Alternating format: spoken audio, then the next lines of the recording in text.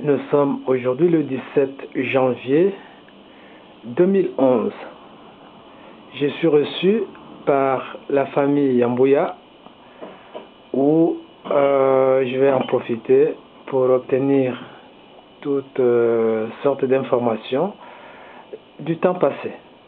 Comme c'est l'anniversaire de la commémoration de l'assassinat de notre héros national Patrice Emery Lumumba et que Papa Yambouya se trouve être l'un des témoins à vie de cet héros national, et j'aurai probablement des choses intéressantes à obtenir aujourd'hui. Merci. Papa Yambouya, bonjour. Bonjour. Très enchanté, papa, de vous voir encore en bon état, en bonne santé. Si vous voulez vous asseoir.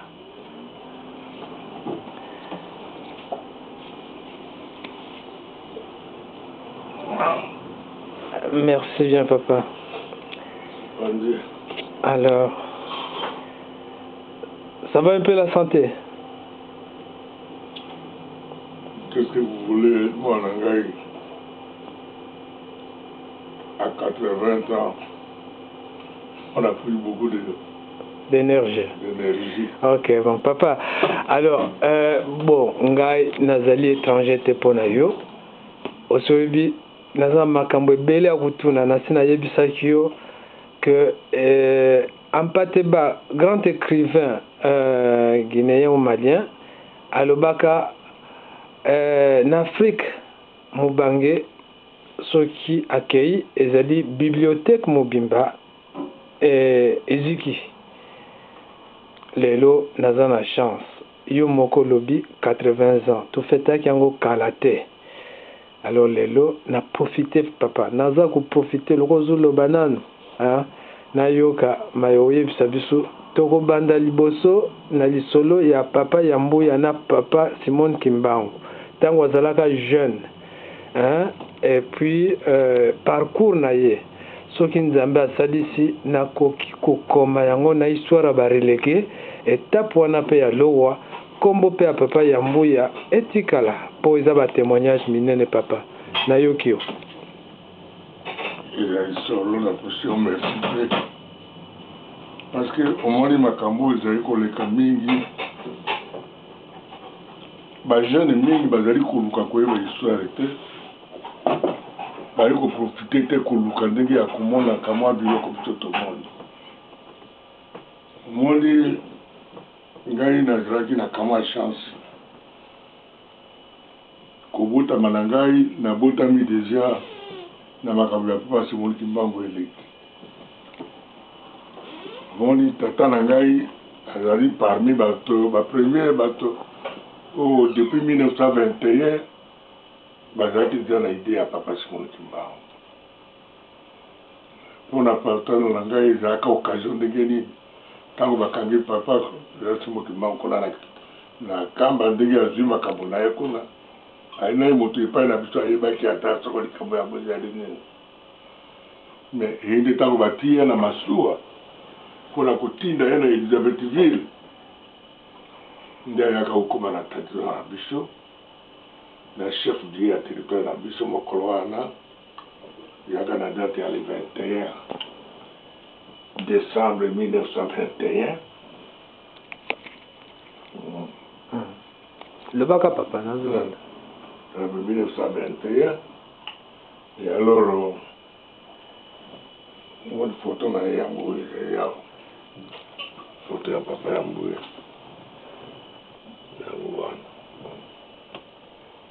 bazali moto bayambaki ya na ridele depuis ntango babide bakomi na mboka na biso bakamati 6 premiers garçons mpo bazala lokola bacolaborateur na bango ye azalaki parmi les 6 premiers garçons mais ye oli asala na misala mosusu na mindele ye mosala ye alingaki kosalela kaka nzambe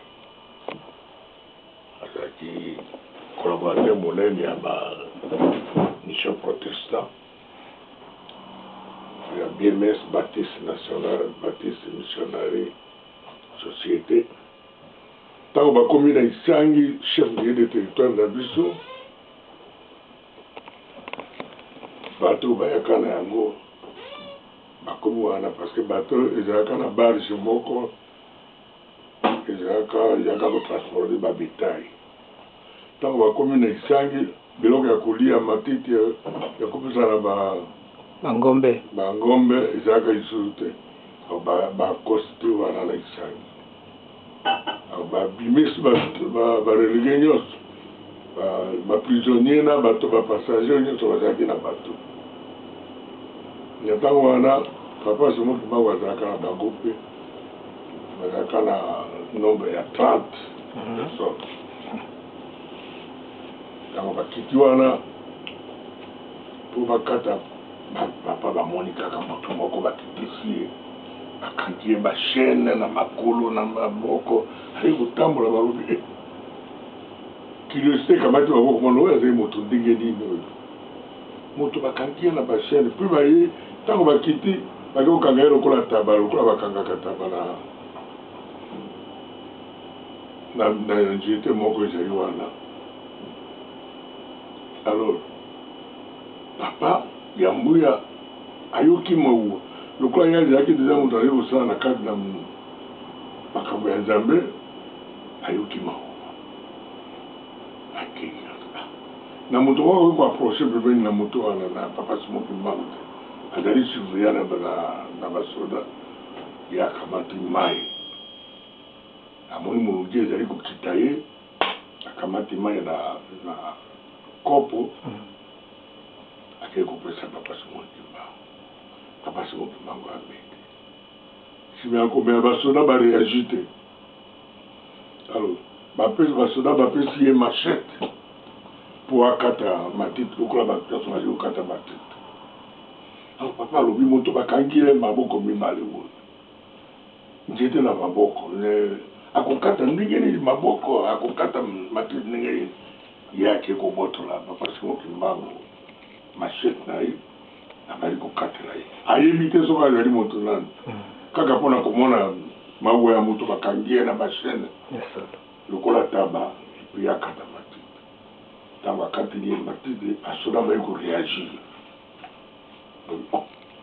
bikini moto ya kopembeni ya Simon Kimbangu babeti batata na babiki banyati na makolo abimi makila na monoko makila na matoi makila na zolo makila na nsima lokola na nsima bato yebi makila na liboso makila ya mobali akomi wana évanoui bali komatela ye mpenza ntango bamoni boyo papa Simon Kimbangu alobi vingila fioti alobi na tata vingila fioti papa a retenu ce mot là parce que vous avez kaka mot moko eleki boyo il n'a jamais entendu le Kikongo jamais allez atalisi papa Simon Kimbangu atalisi comme ça kuna bato ezali oh événement ebibi kuna tala bapake ya matiti ezali kobwaka makolo moto ali kobwaka ayi komonana te kaka matiti ezali bayi kosupa matiti kuna likolo ya babetail ye matiti ebele etondi mpesa babetail bazali kolia esengo ntango bamoni balobi bakamati papa Simon Kimbangu nokinoki bafungoli ye po bakenda balobi na bato nyonso bakota na bato liboso ya kokenda alobi na tata na ngai atali ye boye alobi o monkumbu ya Yesu masiya kwenda kwako donc lokola liloba wana ezali Kikongo mais ekomi lokola yape Swahili na kati alors papa a compris papa yango ya atelemi ake wana masu esekendeki te masu ezana atelemi entre temps bakamati Simon batiye na masu alokola bato nyonso masu eke ntango ye papa Kimbangu azoloba ndenge wana batikali bango mibale to mpe basoda bazotala bazali kotala ndenge bato bazali nini wana na bato nyonso bazalaki na batata wana bango nyonso bato bakimi kaka tata ye moko na basoda na bato mosusu nyonso basiaki parce bamoni ndenge bayi komoleste Yambouya bon nsima wana bato ekei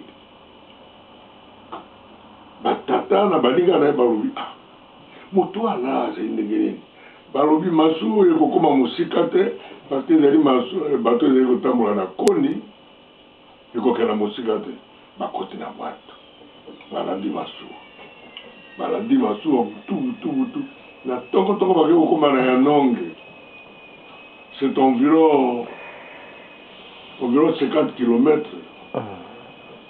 na Isangi.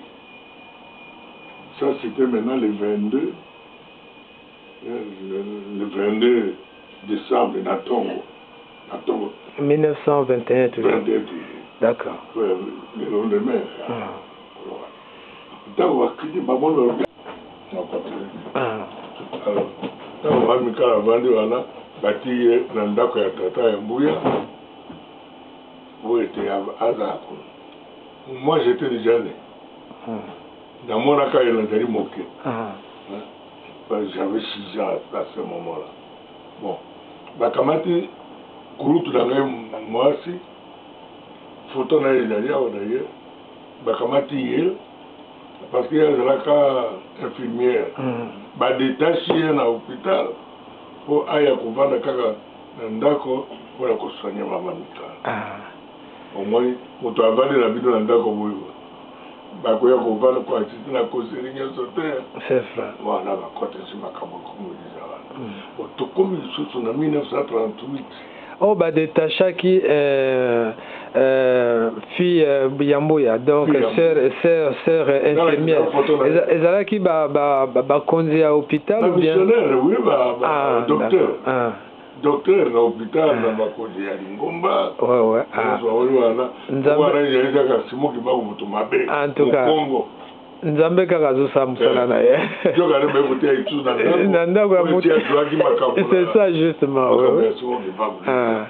te na poser question no po pe bato bayeba qu'est-ce que famille Yambouya pourquoi siko mwana na ya mwasi infirmière akende zo kosalisa mama Mikala ekomi na 1938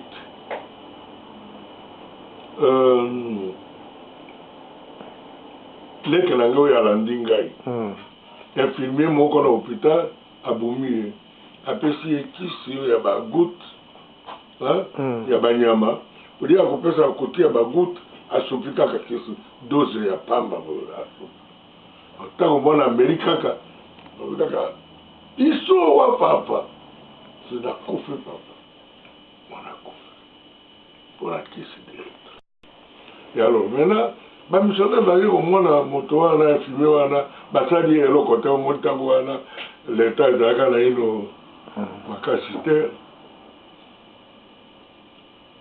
bamissionnaire bazali koprotege et puis bazali koprotege aussi tata nde bamoni moto wana balobi soko Yambouya azali komonaka na miso na ye ntango nyonso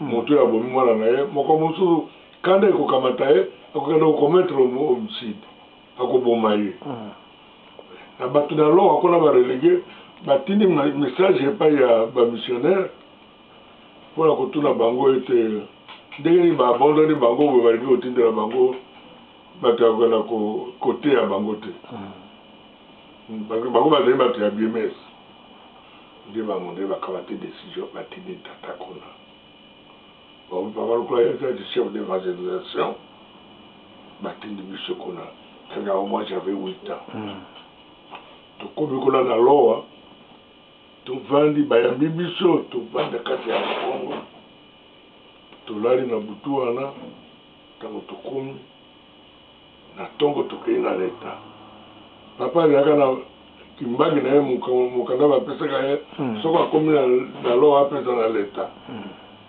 tokomi kuna na leta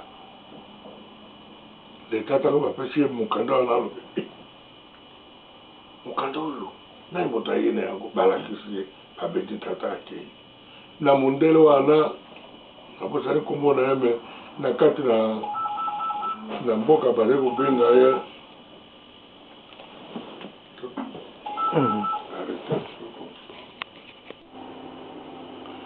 ntongo wana administrateur abengi papa ntango papa akomi kona epai na ye bato bakamwi akamati liboko na ye atie papa na kini yo ozali moto malamu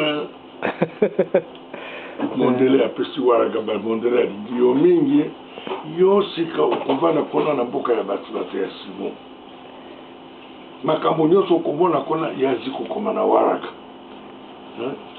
yazi kokoma na mukanda nsima yango okopesa yango na mondele kopesa na moto mwindo te makambo nyonso yo okomona kona ozali kokoma yango papa alobi qu'est-ce que ça veut dire lokola azalaki moto révolutionnaire abikaka kobe likambo ezali awa donc olia asala wana asali lisusu wana te tovandi kuna nde tobali komona bamakambo amona makambo ya barelege bamama mikala soko bazali kochante bazali se suspendre likolo ya mabele okamwi bali kosala lokola biloko ya bato kubina penza tomoni biso ezali bana mike alo mokolo moko biso tovandi boyo bali kobengana babengani biso esika tosalaka baje na biso ya bana ya poko babengani biso tokenda kufa lokola mosika parce que esika bazalaki kolalisa biso nde yango ezalaka lokola gite d'étape bon njoka nde mokolo wana c'était un vendredi bakombi babongisi ndako basema ekomi vendredi wana babengani biso na poko wana ba 18h babengani biso totikali njoka nde mokolo wana papa Simon Kimbangu ayaka kokutana na bango bayambi ye babengi tata bakotise kuna na kati ya bavandi wana bakamati tata bakoti na bango na secret wana ezalaki ba heure nini papa ezalaki ntango abeko na butu ou bien ba après-midi na butu oui na butu donc à partir de 18h wana biso to babengani biso mpona kotika liberté kuna c'est vraiment ba 21h ou ba 20 comme ça nde bango bakoti kuna na ndako biso tozali kosokipe na makambo wana toyebi te ce n'est que ntango wana bakomi bavandi balakisi tata na tata soli na makambo biso toyebi te mbuta mutu apesi mitini oyo yambu ya simbaki seki asimbi yambu ya seki yambu ya simbi seki ya papa Simon Kimbangu papa Émile Zoll asimbi pa tata yambu papa Mayanga John asimbi papa Émile Zoll papa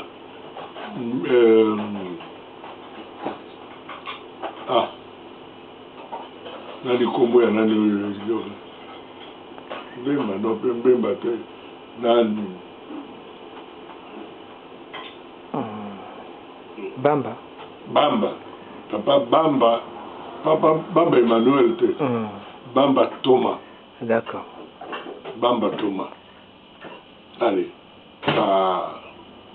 akamati alors moto ya suka yaka papa Vilakandi mobali ya mama Mika tango papa Simon Kimbangu asali geste moko kaka donc bazalaki 5 bazalaki 5 tango papa Simon Kimbangu asali geste barimu wana kaka secret na bango mais bato na barelege nyonso bayebaka likambo wana te parce que barelege nyonso bazalaka kokota kuna na bacontacte wana te c'est un groupe resel oyo ezalaki makasi te nsima wana ntango bakei bakomite na mboka bakomite awa na moko ntango bakomi awa bayi kokuta bakoma na Belgique ou bien na Allemagne na Belgique ouais na Belgique ouais bakomi na Belgique nde bayi kokuta le Portugais oyo na bango papa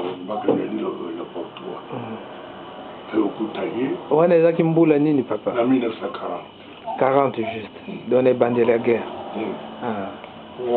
guerre ebandi kaka bakangi ye te bakangi le roi la bango D'accord. batie la résidence surveillée bazakala ayo kuta basololi sango basololi makambo ebele basolola moko mosusu eloko moko na moko nayebi oyo ngai nayebi kaka tata moto alobi ayi kolobela biso ako ezali eloko écrit te. C'est ça. ayi kaka tokei na ndako ya roi alobi oyo papa tozokibango alobi na ye fo kolibere bato fo tala ndenge situation nzambe abongisi bato moyindo nyonso bakokutana bakojonga baamerike bakodia bamakambo ezali boye omoni mokili kuna afrike ekozala mokili monene alobi makambo ebele bayokani alobi ndako tokomi mondele bamissionnaire basali réunion ya afrique na kombo ya tata na mwana mpe na molungu centre mpe nalobi na kombo ya papa Simon Kimbangu Kiangani nasepeli kozwa na maboko na ngai médaille oyo bokosali mpo na ye ezali acte ya reconnaissance ya valeur spirituelle oyo bozali na yango na kombo na ye na kotransmettre souhait na bino avec toute fidélité epai ya papa. Merci.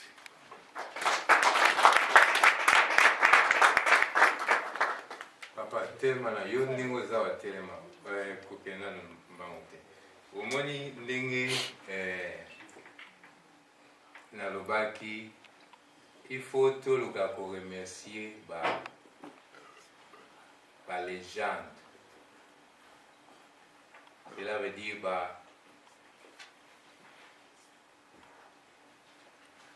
bandeko ou bien papa na biso ou bien za kutu baleki ti l'air physiquement bazali présent na biso faut to reconnaître makamba sala papa ya mbuya ngata unayoka histoire ya papa ya mbuya oya sala na pona mboka Congo webi biso na Congo nayoka mingi tolobaka toujours makambo eza négatif que congolais azali bon congolais azali photo bon congolais aza bon na mokili soki oko changer réalité ezali na moto ya moto soki moto ozokanisa ke ngai nazali moto apasi ozala moto apasi soki ndenge na situation ya mokili oyo toya libanda batia biso esprit wana ke biso toza batapasi il faut toya kosenga aide epa na bango tozali sous-développé biso pe tondimi yango alors ekomi réalité na biso c'est la même chose okochanger yango dans une seconde obiki ngai vi na ngai à partir ya lelo nazwi responsabilité ya vi na ngai pauvreté. Et ça n'existe pas, c'est un état d'esprit. C'est la même chose, riche. Être riche est un état d'esprit. Ce qui n'a pas na yo. Au kanisi, au yebi que vous avez riche n'a pas atteindre l'eau pour atteindre exactement où vous avez pour atteindre. Pouvoir au créateur n'a pas pu sa biso yangoana. Yangoana lelo na monaki. Papa ya mbuya nalasi ye moko ninga telemi peut-être obetela biso lisolo ya ba makambo eleka avant indépendance na après indépendance o est important za nini ba exemple positif oyo ya un homme oazali honnête que alingi mboka na ye ki alobi jamais ngai na koteka mboka pona biloko matériel ba bien ya mboka ndenge lokaki papa Guy Lumumba alobaki papa bayebani na papa Patrice Emery Lumumba kala avant que tout politique existait na mboka Congo. Il n'y avait pas de politiciens na tango wana chef ya district babenga district eza ya liboso na mboka Congo, commissaire de district exactement, za papa ya mbuya na mboka Congo.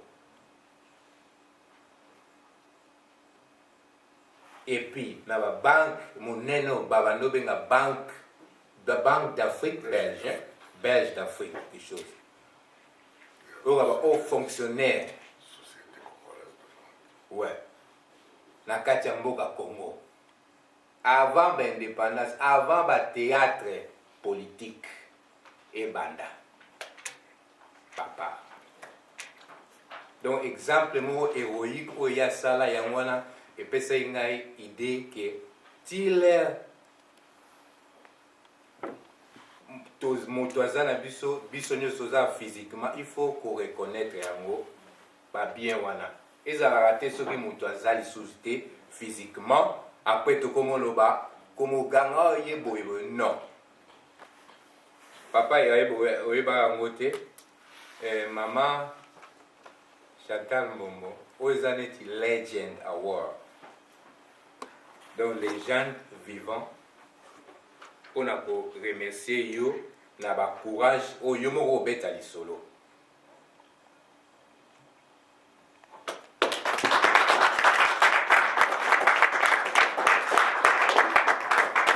Merci mon papa na nyonso sala pona mboka.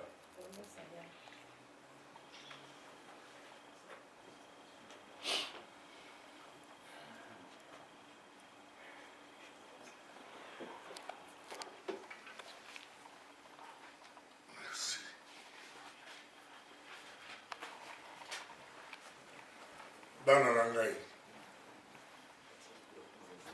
peut-être nabaleke na ngai soki namoni ye nayebi age te mais soki namoni elongi na ye namoni elongi ya papa Paula me natali bamosusu mingi bazali bana.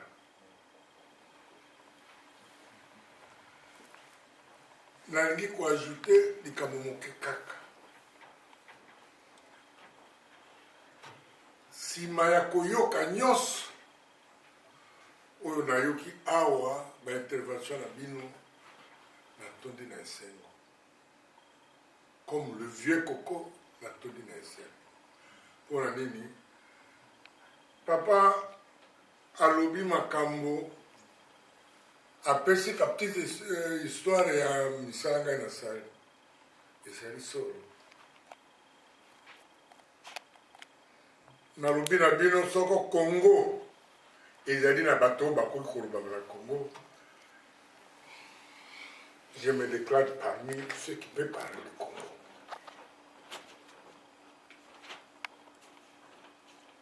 Parce que j'ai vécu, je suis né le 10 octobre 1930 à 4 h du matin. Donc j'ai vécu. J'ai été à l'école, j'ai été formé par les protestants. À notre époque, il n'y avait pas de grandes écoles. Malheureusement, notre fête, c'était 4 années moyennes. Vous voyez que ce n'était même pas secondaire, il n'y avait pas.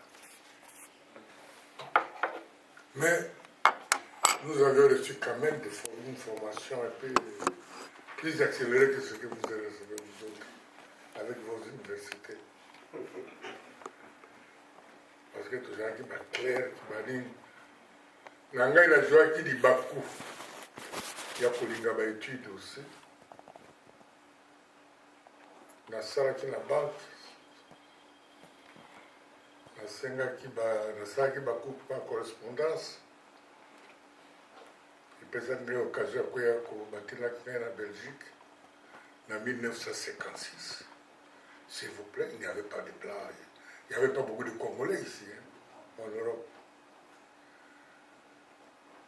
Et j'ai fait des petites études là-bas, des stages à la Banque Lambert, na Guinée, na Congo.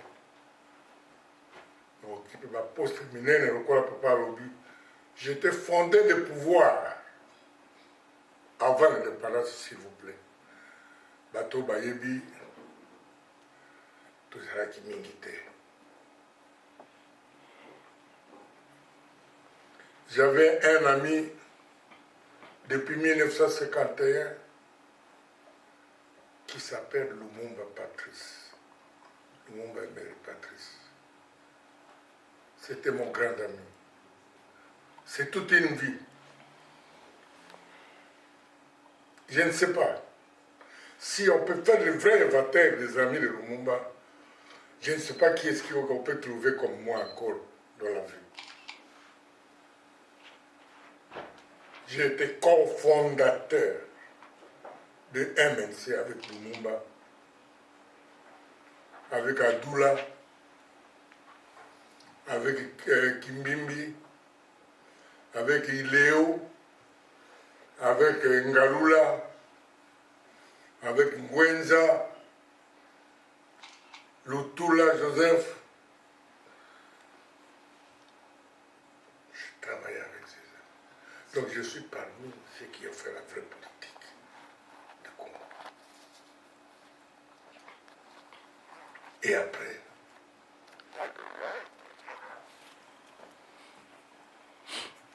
à l'indépendance, Lumumba voulait me prendre, il voulait d'abord que je sois député à ce moment-là. Mon père n'était pas d'accord. Mon père, c'était un homme très religieux, un grand pasteur, qui était baptisé au deuxième baptême des protestants à l'Est. Donc, je dis bien deuxième baptême, parce qu'il est décédé à l'âge de 100 ans.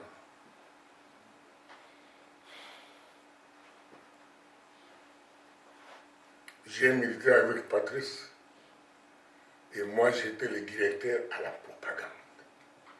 Vous voyez, tenir une propagande d'un parti comme MNC, ce n'était pas facile. Je sais que vous entendez, excusez-moi, Nayebi malamu ete ba Congolais lelo bazali malheureux pour la likambo moko parce que bayebi histoire ya Congo. Recherche ya kosali lelo ofuye bino bolobi awa ezali likambo monene. Moi ça me fait plaisir. Nasepeli vraiment na yango. Parce que soko bokei na lule oyo tokolonga. Parce qu'il y a un des gens qui annulent. Oyo, ils sont tous là qui n'ont pas de train. Pour l'année de Tokyo, il a passé dans la Congo. Ok. Et puis, formation spirituelle et église catholique.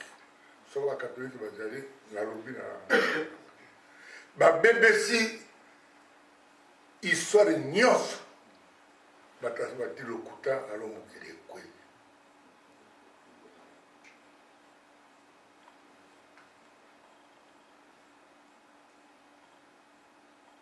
Quand Lumumba akamati kozala président ya MNC abandaka te ye akende na kokotela baninga bazali kosala mosala bazali kosala ba réunion ya conscience africaine mais bazalaka incapable kobimisa likambo liboso ya mondele parce que bazali kobanga osoko tobimisi likambo oyo nde ntango baki kopesa Lumumba babengi ye kai nakendaka na ye comme ami nazalaka na kati na bango na député comme ami na quartier de 20 mai na ndako ya Ileo. Ntango tozali kokenda kuna nde baluki alo bapesi basali pétition na bango bakobimisa parti na bango Patrice alobi oh soko biso tolingi koloba likambo mpo na Congo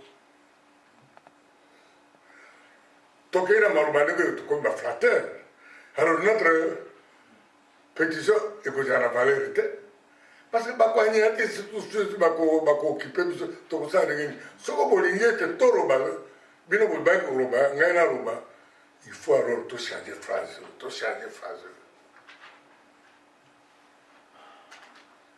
asali yango bandime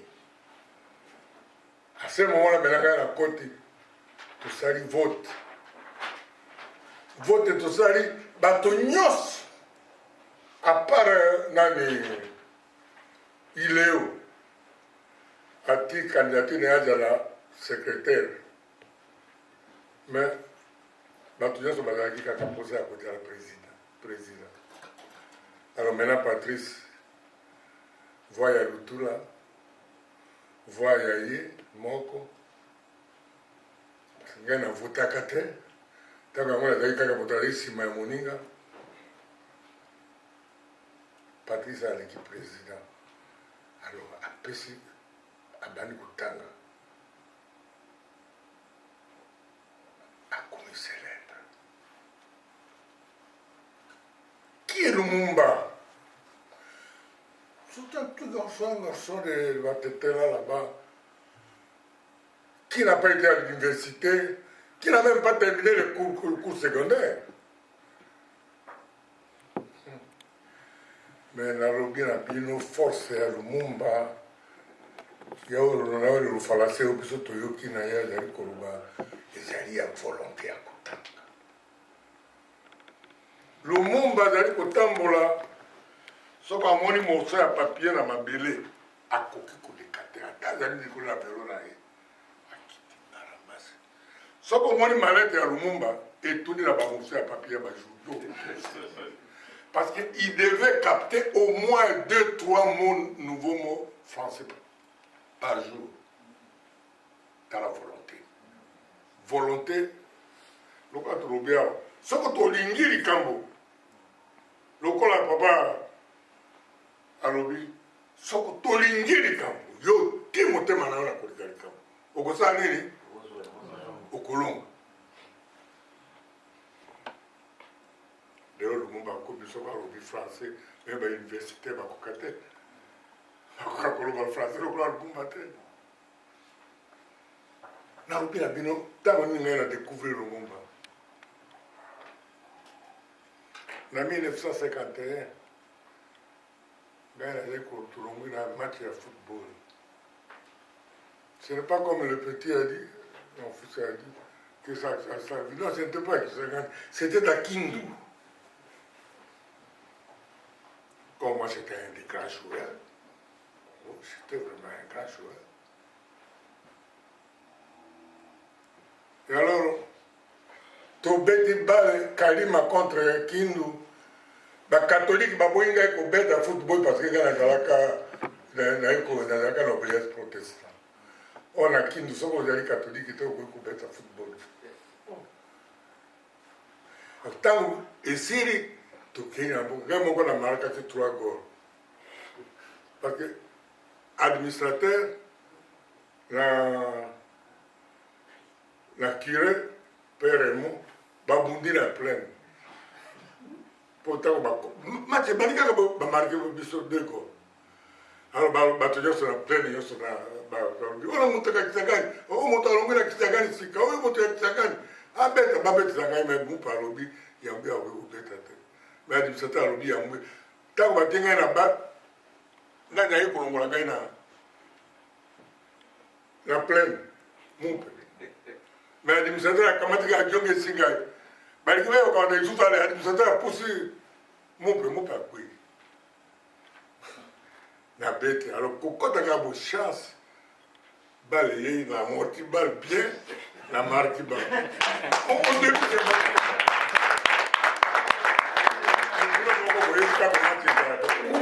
populaire. Et au moins, il était du sous-sous, Ganti a contre 2e goal.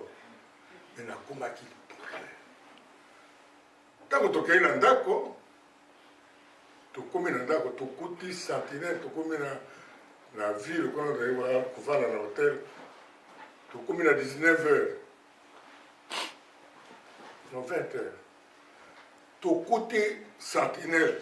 Grec, moko soko azaka grec ou portugais na biso te ma ay ko beta sentinelle na ye yo kawa pinga j'ai découvert en 1950 il y avait la politique non yo kali do baya moto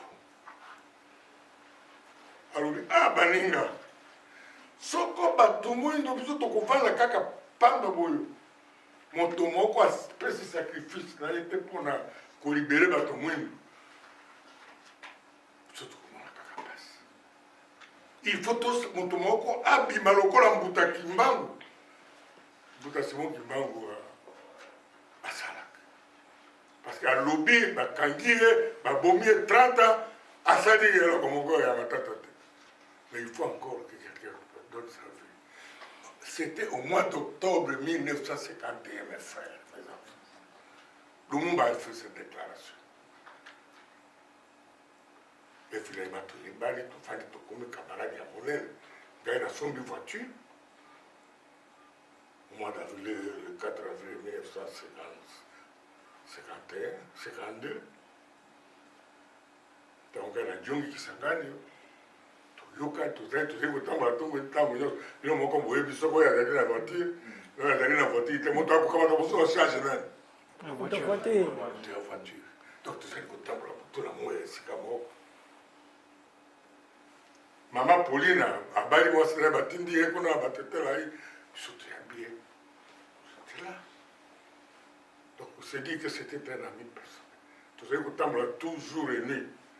Tosali tozali immatriculé bino bamosusu bayebi te na ozalaki na baklasse ezalaki na biso kuna ya lokuta baimmatriculé badélateur ya carte civique baévolue tala. Mais biso tokoma deja na grade quand même tozalaki na droit ya kokenda na hôtel, tozalaki na droit ya kokenda na bamagasin ya luxe oyo moto moyina akoki kokota te.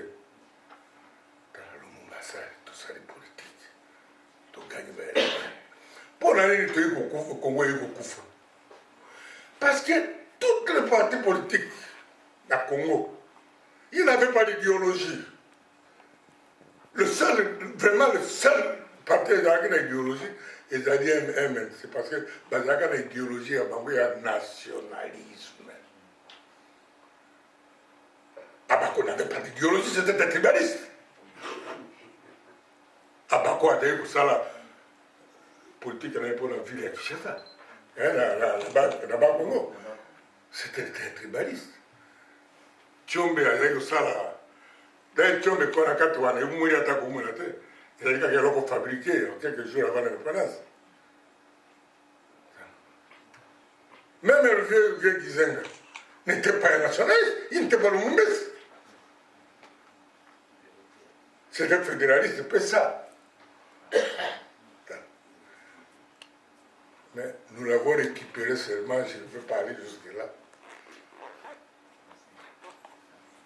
C'était de récupérer seulement pour essayer de forcer la force, la nationaliste. Mais on a gagné les élections. Mais parce que Lumumba ne pouvait pas céder la valeur du Congo, il a vomi. Vraiment, sur les agues na Liège, démontre la PCA, DVD moko, aïeba nègre batesi batari koloba, banquette, tika même banquette parlementaire. Oh, Bazali peut expliquer alors exactement pourquoi est-ce qu'on avait tué le monde. J'ai toutes ces choses-là, des paquets. Ngai mokili oyo bino bosali lelo elikambo monene natiki kote politique sika nalingi kokenda na liloba mosusu. Je suis kimbangiste moi-même personnellement, nasepeli koyoka badéclaration basali, nasepeli koyoka déclaration ya pasteur non kimbangiste parce que moi aussi je suis pasteur. Et je suis même représentant légal premier suppléant dans l'église Kimbangiste. Donc j'ai terminé tous les grands églises, comme un plafond. Mais vraiment, un pasteur qui n'est pas Kimbangiste parle que Papa Simon Kimbangu. Quelle est la valeur de Papa Simon Kimbangu? Qui est Papa Simon Kimbangu? Un cultivateur là. Kama mtu moko kuna na zamba kuna na kamba ka village Parce que moi, j'ai vu ce village depuis 1953, 54. J'étais encore jeune. Et c'est comme je dis, je suis né au mois de 1930, c'est 9 ans après la production, il y a Papa Simone Kimbangu. Et mon père était avec Papa Simone Kimbangu depuis le 21 décembre 1921. Je ne vais pas donner tous les détails, on n'a pas le temps. Et mon père a été envoyé comme relégué. Ce n'était pas comme relégué d'abord. On avait envoyé mon père à Loa comme informateur. Il y a Mindele, il y a protestant. Comme informateur. Et c'est comme je dis qu'il était, à ce moment-là, il était déjà diacre. Quelqu'un qui est baptisé Babé 800 combien là-bas. Je ne sais pas dire exactement la date. Il y a alors, finalement, on oblige de dans la relégation. Donc, on a bâti la caille qu'on a la maillère parce que la caille était tout vendu. J'ai vécu mon enfance. On a délégué dans l'eau. La carte de la relégation. Ngai na moni Papa Simone Kimbangu na miso na ngai. Na ya kufi na hotel. Azali na prison na Lubumbashi. À Lubumbashi. Mais Azali pouvait tous les vendredis soirs. Pouvait pour solo la badina na batonaï. Alors tata na ngai pe. Azali pour la badina pour faire. Masaki bandira ke ndenge na ndenge ora pour programme no bote. Mais vamos se baixar eu que bien. Papa Simone Kimbangu. On t'a gagné la prison. Mais Ariali Kolongwa na prison, quand il y a visite, quand il y a batonaï. Moto. Mon père Moussou, il y a probablement un miracle de Moussou qui a fait Simone Kimbangu. En 1941, l'église protestante, et ça dit consistoire. Consistoire de grandes réunions. Bakamati ba missionnaire nyonso ya Afrique. Missionnaire ya Mindele, balobi na Afrique mo baye na biemesi ya Kusu. C'est à 25 km de Kisangani. Basali et réunion à Bangoua. 27 missionnaires blancs avec des pasteurs. Il y en a tout le monde aussi, Bavani. Babengi tata na ngai. Alors, il y a un rapport à Sangokono. Qu'est-ce que vous avez constaté qu'on a alors? Papa, tata, langa, lobby. Ah, qu'est-ce le tableau? Bah, c'est le tableau. Tant que c'est le tableau, a commis la carte d'un tableau. Alors, il y a tembera uone, kuelezewa ni na uongo. Et puis ça, comme tu as fait, mon père, ils allaient beau. Tambola, hein? Au moins, dans ma camp. Parce que tant que nous avons un solo, il y a un Koyoka, ils ont un canal. Ah, oui, tu as bien mindele. Na bato moto oyo aliki komo na Njambe. Ça, je vous dis que c'est en 1940. Moto ya liki komona Njambe. Njambe azali moto. Lokola biso nyonso. Moto ya liki komona Njambe na biso futa tike na lelo kenda na lowa. Parce que Njambe ayaka kuna.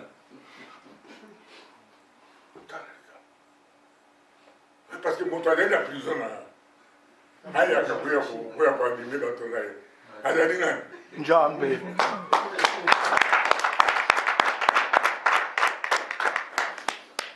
Pamuli Mosante, oye! Administrateur, bakamati, bakeko, batili basoda na kaya barelégué na koka na kosa l'inspecteur koka na kokati abe, babombier alors. Par 2 fois, ils sont pillés barelégué. Mais bamoni nzembe na miso te ojabe balukaka ye bote ye alobaki azali moto lokola biso donc soki azali na ye bino boyi koluka ye na ya telemi wana bokufa aleke omwana bokufi pamba et nakei noki ye avant nalobi na le 21 janvier le 21 décembre 1921 ntango balongoli bayi kotina ye na Elizabeth TV akomi na Kisangani na Isangi base bazalaka na base ezalaka na bibwele alo base ezalaka eza biloko ya kokulia te babani kokata matiti kokata oyo nalobi excusez-moi ekomi molai parce que ça sort ça me fait plaisir de pouvoir présenter la balade de Papa Soumoukouna mpona koappuye makanisi oyo biloko ozali progrese bakamne bayi na ye babimisi bato nyonso na prison kaka yango azalaka na 30 personnes ya relege bakangi ye maboko bakangi ye bachaine bakangi ye na mangie moko wana donc azali koyebela wana lokola taba alors bapesi ye mbeli mpona kokata matiti lokola bato nyonso bati kokata matiti ya koliesa bato moto akokenda pembeni na ye te boyebi na ye force publique ezalaka me tata ngai ayoki mawalobi moto azali nani bayebi ye te ayebi te simoki mabu te moto mokongo mpona aye kona ayebi ye te akima na kopo akekopesa ye ameli basola bariese te nsima yango abotoli ye machete moto akokata ozali na maboko bakangi boye alokata matiti okokata matiti ndenge nini tata ngai abotoli ye mbeli ntango abotoli ye mbeli abali kokata matiti na mpasi mwazeli kotelema wana nde basola bakokotasa moto akiki pembeni ya tani moto apesi moto babeti tata na ngai babeti ye banyati ye abali kopima makila na monoko na zolo na matoi azali kosumba azali kopise makila akomi wana cadavre alo wana papa simalobi vingila fioti alobi na ye moto ayoki makambo wana tata ayebi nini te kikongo te akaka vingila fioti